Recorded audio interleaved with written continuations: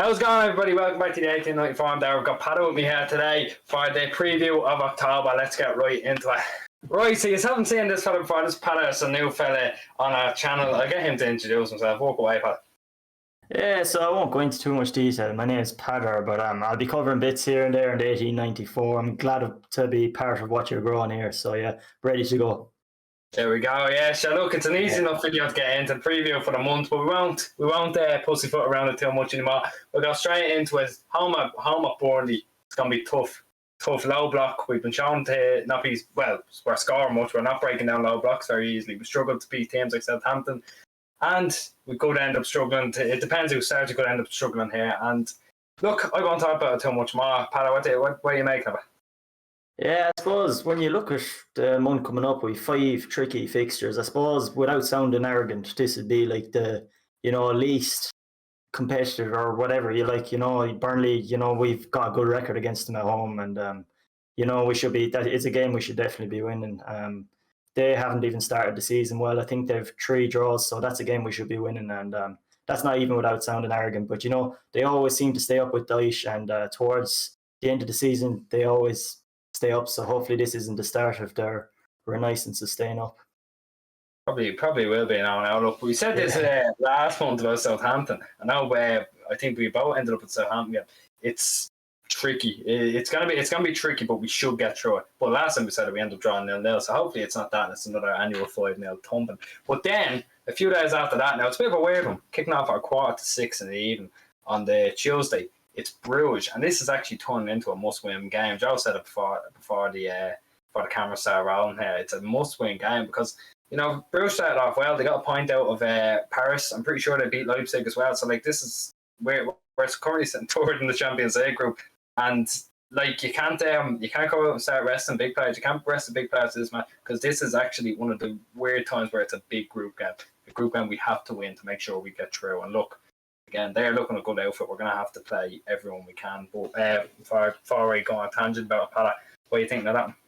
Yeah, sure, man. This is very tricky, isn't it? Like this, we looked at this fixture when the draw came out. We were saying, Bruges, we should be good. Should beat them home and away.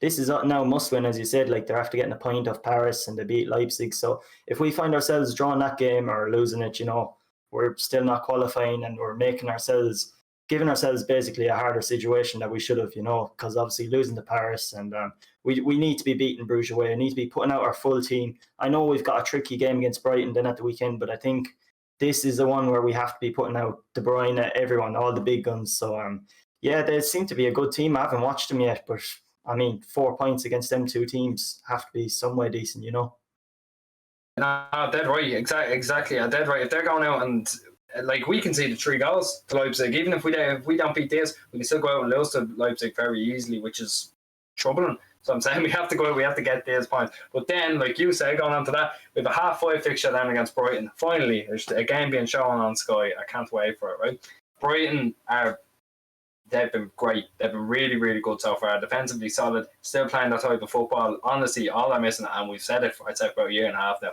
is a top striker, a top striker on Brighton will probably be top of the league, the football they play. Graham Potter has been playing great football, and look, I think everyone's been saying that for ages now. It's just that everyone takes the piss out. Their XG is it's about 3 times the goals that they actually score.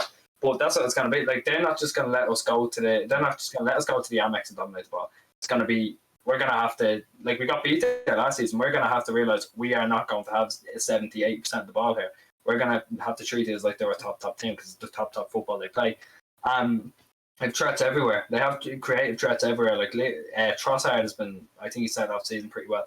Mape has scored a few goals as well. Like they're not taking that and lying down. And we're going to have to be wary of that going in. But Pat, before we go on to the Cabbage Cup, what do you think of this one? I suppose they're level on points with us as well. As you say, like they're starting to hit the net now. Like last season, they're probably the same situation as we have in certain games now. Play, as you said, unbelievable football under Potter. Like they do play a great football. That's no doubt about it. And the XG, they're finally starting to hit the nets now. So I think they beat us 3-2 last season as well, wasn't it? Danbury. Yeah. Should never have been that. They had Eric Garcia and Joao Cancelo got sent off. Absolutely. Yeah, that was a write-off, definitely. I think this is definitely. I'd put this as the trickiest game of October anyway. That Bruges, because obviously every Premier League game is important. This is very tricky. Away game, 5:30. It's all like it's just set for a Brighton win, 5:30 in Sky. But no, I think we should win. Hopefully, anyway. Brighton are definitely playing some great football and they're defending now as well. I think Cucurella's looking good for them as well. So he's been brilliant. He's been very, very good. Yeah, he's been very good. Yeah, so that'll definitely be the trickiest game. I think. Hopefully, we can get the 3 points in that. Yeah, it has Norwich 3-2 written all over it, doesn't it? It really does. Yeah, definitely. Kind of peel off it. But then a couple of days after that, it's non-stop for this month. Really, it's non-stop. We're going into a Carabao Cup game away against West Ham, who again have also started the season unbelievable. They just come out. Mikel Antonio this season got Player of the Month for he got Player of the Month for the first month, and he started like a house on fire. He had more goal contributions than he did appearances. Like he's gonna be a big danger on up there. And he's not the only one there. Ben Rama started off well. Souček obviously still holding on the midfield very well. It's gonna be another tough game. We don't really have any games. We're just saying, we'll coast through this month because it is a tough month. And we look at last month. We said that was a tough month. We're not getting a break here. We're really not. Like these are teams that are going out and playing some football or defending very well or even attacking very well like Brighton as well. Where like we can't afford to drop any points. Like I think we've simply dropped enough points already. We can't afford to go 6 points, 7 points behind Liverpool and Chelsea. It's not going to happen because we're not going to catch up. But I know this is a cup game. I don't know why I'm speaking about the league. So this is the cup we've dominated now for 4 years in a row now. And look, we can get through this. But it'll be another one of those first weekend lineups because both teams are going for the high positions in the league. But this is the penultimate game. So go on, Pala, what do you think? Or what do you make of this? Do you think we'll end up getting through them?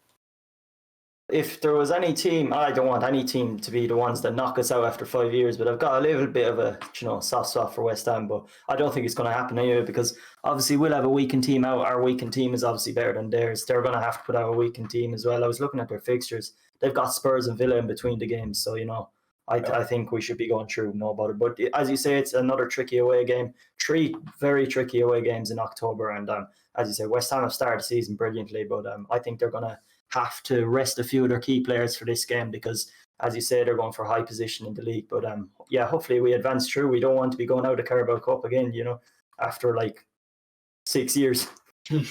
Yeah, exactly. Look, it's one of those where they're not going to just be settling for 9th or 10th in the league. They're going to want to just go up. They're going to want to be challenging for Europe because they're in the European competition this season. They finished above Tottenham for God's sake.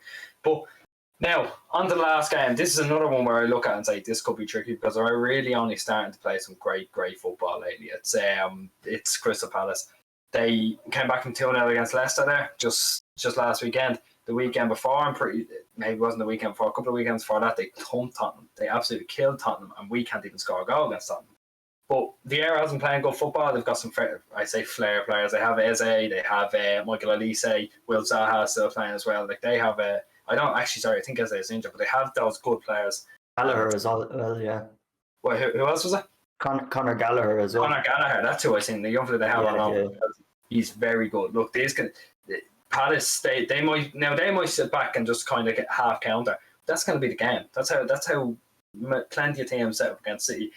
And now I think their defence will be good enough, but they have a good squad. Again, there's not one easy game in this. But no. Before we wrap up, go on, give us your 2 cents on this. What do you make of it?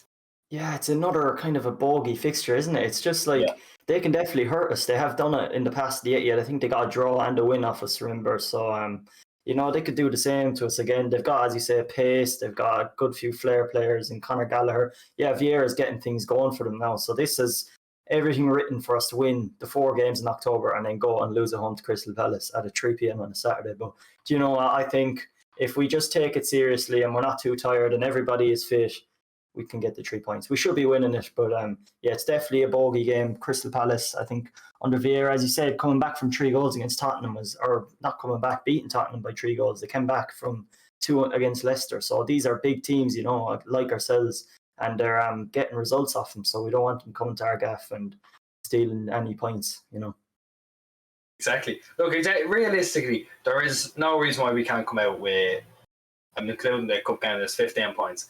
There's no reason we can't come out here with 5 wins. And I think, now obviously we've already played Liverpool this month, so there's no reason we can't have the remainder of the month with 5 wins. And I think we can. I really do. I do think we will as well. I think we're going to just switch on. We're going to say, right, we can't drop any more points. We can't get knocked out of this cup. We're going for everything.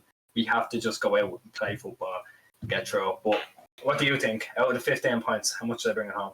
I think so too. I mean, you can't underestimate this team. Like what happened last December when we drew 1-1 to West Brom, kind of reminds me a little bit of the 0-0 a few weeks ago. The team could just go on a mad run now, like they could go win every game up until January. You could just can't write anything off of this team. They're absolutely brilliant when they get going.